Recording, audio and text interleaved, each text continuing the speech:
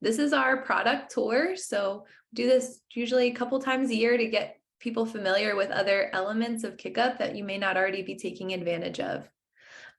So we'll just do a little bit of an introduction, and then I'm going to plow through walking through the system and really give you time to ask questions and talk through any next steps. So just for both of your context, this is geared towards our current partners, and both of you are actually using Foundations already in one aspect or another. So you've probably seen this slide a number of times, but I think it always helps to zoom out and just say, like, what are the products that we offer in our platform? So we think of our platform as this hub, sort of everything under one roof. You already kind of take what you take from it in different ways. So James mentioned he uses our growth product, which helps track educator performance in a formal sense, right? Those formal teacher evaluations. You may be familiar with our learning platform, which hosts all elements of professional development, registration, feedback, and sort of those attendance records.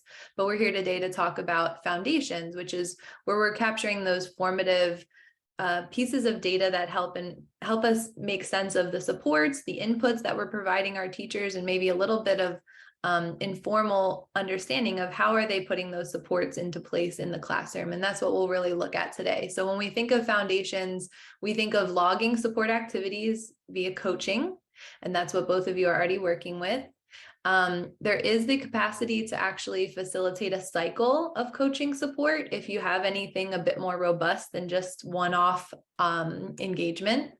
And then we also have this concept called a learning walk, or an informal classroom walkthrough. Some of our partners even pair that with formal evaluations, because they want to have that sense of, like, we're walking in the classroom, we're seeing what's happening so we can help you grow and improve. And then we keep that fairly separate from when we're walking through your classroom summatively to evaluate you.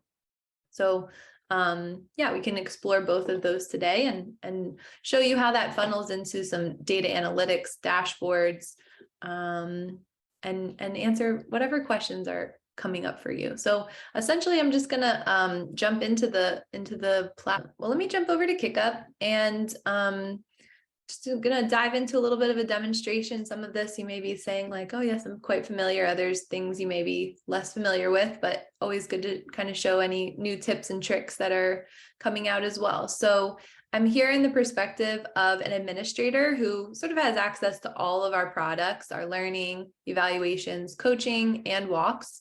And I'm just going to kind of tour you around and show you what's out there. So the very first and most basic element of Foundations would probably be this, like, one-off coach activity log. And I believe both of you are using something akin to this. And the first thing we're going to land on is this individual coach's roster page. And this happens to be a coach who actually can supervise other coaches. So if I were Abby, I may be the leader of some other coaches on my team, and I need to have access to their data as well. So I just want to highlight that there's some flexibility there in sharing data. This is also helpful for sort of some monitoring purposes. I can kind of drill down and say, okay, how am I doing with the folks that I specifically coach? And I can see at a glance the last time I visited people and how many submissions I've made. But then I could also say, like, okay, maybe Glynis really isn't accomplishing the amount of coaching that I would want that person to. So I could follow up with them to see at a glance their progress as well. And similarly, when I look at the data, I can also filter it down to just my own or that submitted by another. For someone like at your level at a district, you would of course have access to all the data, but I wanted to highlight that sort of, we call it a lead permission and visibility. So that helps differentiate and give access to other stakeholders. So as you know, a coach can land on this page, they can access their roster. Something else to note is that if you haven't incorporated this yet, there is the ability for high-level administrators to give someone perhaps access to all of the staff in your district, and then they can sort of custom build their roster from your staff file. Or you could perhaps give someone access to all of the teachers in one building or another, and they could build their custom roster. And that takes a little bit off of you all on that setup side when it comes to assigning rosters. So someone could just sort of type ahead here and find whoever they want to add to someone's roster. And then they would show up there for them to be able to coach. So yeah, just wanted to highlight just a few of those sort of bells and whistles there. But essentially, you may be familiar with this, but you come to your roster and you can either search or just click right on someone who you're going to log activity about.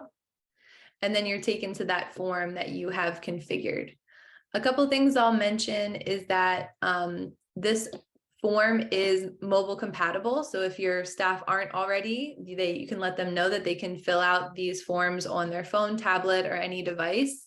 And also, as they're typing, a draft is auto-saving. So they're not going to lose any of their work if they get pulled away from this, or if they pick it up on their phone or tablet and then come back to it on a desktop or laptop, they can do that as well. And then they can sort of select any categorizations that you've already configured in the system that align to the types of supports you would be hoping that they provide. One thing I'll highlight here is that sort of something I see as like a next level or a great step if you're looking to make your foundation's usage a bit more robust is thinking carefully about what it looks like to align maybe these focus areas or these framework areas to something that you could see evidence of in the classroom in a walkthrough. So for instance, if I know that we use the framework for teaching, for just as one example, I could consider, like, is my coaching aligned to any elements of this rubric? And then you could imagine, and I can show you this a bit later, but what it would look like to walk into a classroom and look for on a matrix, is there evidence that these teachers are actually demonstrating knowledge of content and pedagogy and designing student assessments, to be able to draw some connections and say, like, okay, we're investing all this time in this area, and now we're seeing that pay off in implementation in the classroom. So that's just something to consider in form design. And then you can always have those open response and some optional reflections potentially to get a gut check of how effective is this or not. Maybe even be able to see, are there any barriers or things holding you back? And again, you can save that draft or you can submit it and then come right back to your roster. So this is now this, I guess I'll say there's two elements here that are employed in this sample district. I'm not sure if you all are using them, but some of them are activity feed and action items.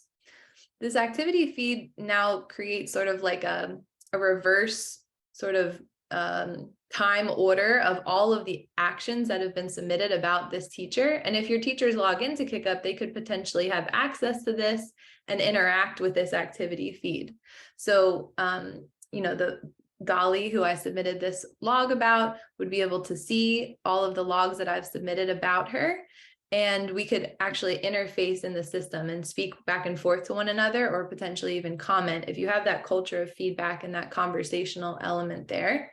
And then one other piece that I'll mention is that you can assign action items to one another in the system.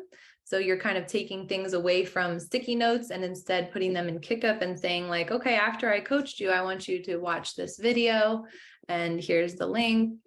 And I'm going to assign that to Dolly and I'm going to say, can you watch that video by next Friday, and click save.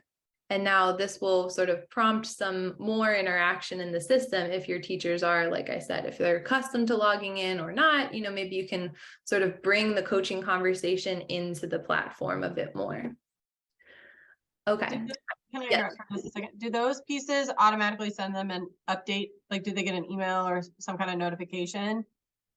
Yes. When you add an activity or an action item? Yes. So that's a really good question. We have made a lot of recent improvements to make sure that all of these are prompting people with email notifications so that they have more awareness and again, are like bringing them back to this platform to host that conversation. So another thing I want to highlight is that you have a few more advanced capacities here. You can log information anonymously. So if you are, you know, just broadly coaching all of the reading specialists at one campus or another, and you don't really need it to be attached to a specific teacher for one reason or another, you can kind of select those values and just begin an anonymous log. I'm not sure if you've made use of that or if you even have a reason to, but I always like to highlight that one. And then there's also the capacity to do group logging. And Laura was alluding to this a bit, specifically in group cycles, but we have made some improvements here that I want to highlight. So we know sometimes you have an ad hoc, one-off coaching meeting that incorporates more than one person, and you can pull from your roster and say, okay, these are the 2 people who I met with today, and these are my specialists.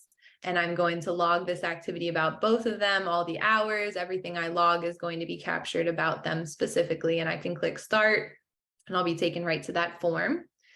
When you do one-time group coaching, you can also kind of pull from your recent groups that you've created and say like, oh, a year ago I met with these first year teachers and now I'm going to log more activity about them again. So that's another option. But one of the biggest improvements is actually this concept of an ongoing coaching group, because we know sometimes you are meeting with folks more frequently, more regularly. So you can sort of create a group that you coach all the time and come back to meeting with them all the time. So you can either access existing coaching groups here. So you can see I just have one created here. Or you can pop over to this groups page, and this is where you could create a coaching group. And now in the same way that you can see how many times you visited an individual, you can also see how many times you've coached this elementary ELA group. And then over time, you can archive groups, like if the nature of the group has changed and you say like, oh, now we've like added a few new people or lost some people, you could archive that group and kind of recreate the group so that the data is captured very accurately. Cool. I'm going to jump in and just talk a little bit briefly about coaching cycles. I know that some of our partners are exploring what it looks like to use Jim Knight or Diane Sweeney or Get Better Faster, and sort of have multiple steps to their coaching in a way that's a bit more linear and less sort of one-off. So we have the capacity to support that in our system and sort of, again, like bring the conversation and all the tracking in under one roof here. So I will just highlight, I think I could be wrong, but I think when I was glancing at both of your universes, you just had one log in your district. You can have what we call multiple instances, and there's a lot of flexibility with the visibility and access to those different instances. So in this sample district, we have quite a number of instances here, but maybe you could imagine that some people are engaging in a cycle and some people are just having access to a log. So there's that flexibility. So the difference with a cycle is that instead of just simply logging activity, this person that you're working with may be engaging in some steps of things that they're accomplishing along the way. So this is Erin, and this is a new teacher, and we've predetermined that there's some steps that we want new teachers and their coaches to follow along with. So in this case, Erin set a student focused goal, and he set that goal in January, and then he updated it. And now that goal is anchored at the top here, and maybe it's aligned to some element of our framework or another. And then Erin could even add an artifact to this step, like a video link or an attachment. And then as a coach, I filled out some forms here. And again, the content of each step is totally up to you. But, you can kind of say, all right, my first meeting with Erin, we're going to set a strategy, and we're going to say like, what's the plan here? What are we going to work on? What is this going to be aligned to? Sort of, anything under the sun here. And then in this particular coaching cycle, we've implemented a classroom visit form. I want to walk in Erin's classroom and I want to see like, what is he focusing on? It's not evaluative, but I just want to get a sense of like, what am I seeing and what did I notice? And then some upcoming steps that aren't yet complete is I want to come back to this strategy and set it again. And then maybe at the end, I'll do a reflection, or conversely, you could assign a reflection to Erin to see like, hey, what'd you take away from this cycle here? So there is a lot of flexibility in terms of like who needs to complete the various steps of the cycle. And then you can kind of track your progress. In this case, Erin has completed 2 cycles, so I could always go back and see what we worked on in a past cycle. Conversely, if another fellow coach and I both support Erin, there's the potential for us to kind of see one another's work if we need to. And then one other piece I'll mention is that you can make some steps optional. So we don't want to overwhelm Erin, but I'm sorry, Erin, sorry about my barking dogs. We don't want to overwhelm Erin or the coaches, but maybe if that coach needs to do another reflection or a debrief for the classroom visit, there's some optional steps that you can sort of add a la carte or remove a la carte. So a lot of flexibility here in how you can accomplish this. And you can also pair that with action items and activity feed so that, again, that teacher can really engage in the cycle and kind of host the work here in KickUp. So I know that was a pretty fast overview of cycles. I will say some of our partners who aren't already coaching in cycles have had difficulty. I don't know, Javi, if you would say this is fair to say, like have had difficulty wrapping their head around putting cycles in KickUp if it's not already an embedded practice. But if it feels aligned to some of the work that your coaches are already doing, it may make sense to kind of translate that into KickUp. And some cycles do have a log attached to it in case you are sort of meeting one off outside of those predefined steps. But at the same time, there is the option, and Laura, it sounds like that might be the case for you, that there isn't a log attached to your cycle, and that's totally fine as well. So I know that, James, you alluded to just having some interest in taking a look at data. I do want to just pop over and say that, this is what that data page looks like. Here's where someone can access it, and highlight a few tips and tricks here. So the first thing you see at the top are some filters. Those might be valuable for you if you're trying to make sense of data that's been submitted in some time range or another, submitted about one person or another, or even if you're a lead, you could drill down and see like, okay, what's my counterpart or this person that I oversee, what are they accomplishing? And then you can apply a filter that kind of could help you drill down to just about any demographic we have in the system. So if you're interested in just the coaching that's been submitted about one school or another, you could apply that filter, and now your data access will change. So this living, breathing report has a lot of value, but in sort of the times where you can touch it and play with it and manipulate it. So the first metrics that you come across, typically, depending on how your log is set up, is this time spend, which I think is really that gold information to understand, like, are folks spending their time strategically? So you maybe want to group it by things like school to be able to see, okay, am I providing and is my team providing support equitably across the campuses in the way that I'd want them to? Maybe I'm going to regroup this by who submitted it, and again, be able to see the hours submitted by the various staff members. And then you also want to regroup that data by those questions that were on the form itself. So what are the focus areas in which we are spending our time? And are we spending like an inordinate amount of time on classroom management in February? We should have gotten that out of the way ages ago, right? So kind of layering the filters with the groupings to make really good sense of what's actually happening in those coaching conversations. And then I also really like to be able to drill in by clicking on any of these and see, like, who specifically are we having so many conversations about classroom management about?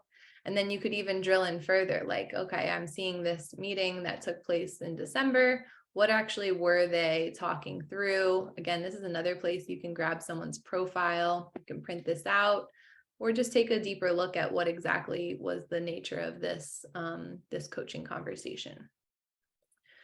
And then, the remaining charts are, instead of having a variable of hours, your variable is the number of submissions. So similar information, but breaking it down by the total number of coaching activities that were logged. And then here's where you can kind of sift through those notes. You could search for any keyword. So if you were looking for teamwork, you could kind of search a keyword and be able to find where that comes to life over and over again. And then this is where the reflection, that kind of gut check, like, okay, how effective was this? And you could be able to even toggle over and say like, wow, 60% of our coaches are saying that their coaching conversations are effective or highly effective. And that just gives you a nice data point when you filter over to that percentage view. And then potentially even dig in. What barriers are we having? Okay, scheduling. How can I clear the way for my coaching team? And then the last thing I want to point out here is this submissions table. So instead of, visualizing the data, this gives you the ability to build a table that gets you access and exportability for any data point that you want. So you can come here and click edit columns and sort of build a table that gives you the information that you want. So if you really just want the date and the focus area and the framework, you can kind of build that table in that way. And now you can export a spreadsheet that would show you all the submissions, the time spent, what they covered, what frameworks they looked at, and all of those things. And again, this is filterable by date range or any of those other variables there. Any questions about that? Awesome. Okay, I do want to pop over to the walkthrough side of things because I know that that's not something that either of you make use of at this time. And I really want to highlight the value of sort of like bringing those together. So I'll be able to show you a data perspective that can also bring those together. So I will say that walkthroughs interface wise, extremely similar to coaching. You have a roster, it's assigned to you, you can start a walkthrough. You can do an anonymous walkthrough or do a group walkthrough. So all of those functionalities have parity over here. And of course, like with the coaching, the content of the form itself is configurable to you. I'm just going to get rid of this draft here, but you can have a date field. You can have some optional sections, like not everybody is going to fill out every single section like you would for maybe a formal evaluation, but you can kind of say like, okay, I'm a staff member and I'm really focusing on domain 1 today, and I see what degree of evidence. You could have a 3 or 4 point rubric, anything like that, but putting things on a matrix really gives you that nuance to drill in and identify trends, and I'll show you what that looks like. And then you can have sort of any notes and next steps, and really configure this in the way that generates the data that works for you. Your CSM will be more than happy to help you with that. Any notes and next steps here, strengths, growth areas. I will say that upon submission, you could share the walkthrough with the teacher via email. And in walkthroughs specifically, there's actually the ability to share strategic parts of the walkthrough. So I'll say one tip is that some of our partners don't really want the teachers without context to get an email of, numbers, and that feels like ranking, feels kind of, evaluative potentially. But they will share this strength and growth area because I was a teacher. I didn't like when someone walked in my classroom, walked out, and I never heard anything, right? If they're in my classroom, maybe I want to, hear a glow and a grow or something that I can take away from that experience for my own growth. And then upon submission, again, this funnels into that live report. And I want to just talk through the value of that quickly. So this generates a heat map. If you use other elements of our product, you may be familiar with heat maps, but the heat map really kind of either displays an average across those different look-fors, or you can take a look at percentages to be able to say what percentage of people were in the top 2 rubric category, in this case, the top rubric category for this topic that we're looking for implementation of in the classroom. So I'd be able to walk away and say 28% of the staff that we observed are showing substantial evidence of matching text to student skill level. And then again, you can group this by various demographics to get a little bit more sense of some trends and be able to say, like, either in this average view or in this percentage view, where do I need to deploy coaching supports to Deer River Elementary probably? And where are some exemplars? Like, wow, what's going on at this Granite Bay K-8 school where differentiation is just off the charts? Those are exemplars. Maybe we need to tap one of them to lead PD about this. And again, I really like to toggle between these different views to get different perspectives of like, where are we really shining and where do we really need to, again, deploy those supports. And then you can also group this by, oh yes, definitely. That's a great question, James. He asked if you can use walks for instructional practice inventories. Sometimes we recommend, a lot of times when people think of an inventory, they usually think of like check boxes, like this is happening, this is happening. We tend to recommend, our CSMs tend to recommend putting it on at least maybe a 2 or 3 point rubric so that you can get that level of nuance, because most things in the classroom are not black and white. It's not like I did it or I didn't. Sometimes it's like, you're on the right track, and I'm going to add color to that in my notes to give you a sense of like how you could really go from a 2 to a 3 perhaps. But yeah, that's a great question and definitely something we'd be happy to support. But one more thing I was going to say is that you can group by answers to questions. So if you were, looking at elements of the classroom environment and say like, when the classroom environment is like very appropriate, what are we seeing in these areas? So a lot of flexibility there. And you can also drill in. So you can kind of click and say like, okay, among these exemplary responses here or exemplary observations here, what's really happening, who is that happening with, and again, be able to print that out or kind of see a little bit more level of detail. So yeah, I don't want to belabor this too much. I know we're coming up on time, but one other piece, sorry, I'm rushing through the end here because I didn't pace myself right, that I want to show you is the ways that using a custom report, we can bring together that coaching data with the walkthrough data to kind of start to draw connections about impact. If I think of coaching as like inputs and supports and investments, and I think of walkthroughs as like payoff and evidence and outputs, I may be able to draw some connections there if they're aligned. So here's an example of where I could see that like we've invested a ton of time in 1B of our framework. This is where coaches are overwhelmingly spending their time. And then when we look at 1B, oops, wrong one, we can see like, what is the evidence of that impact here? Like, are we seeing that pay off in the classroom? And are we really seeing, growth in that area over time, even like from Q1 to Q2, are we seeing people improve in this area that we've invested all of these supports in? So yeah, a lot of kind of color and nuance you can add when you are looking in the classroom at the specific aligned areas that you're offering coaching supports in.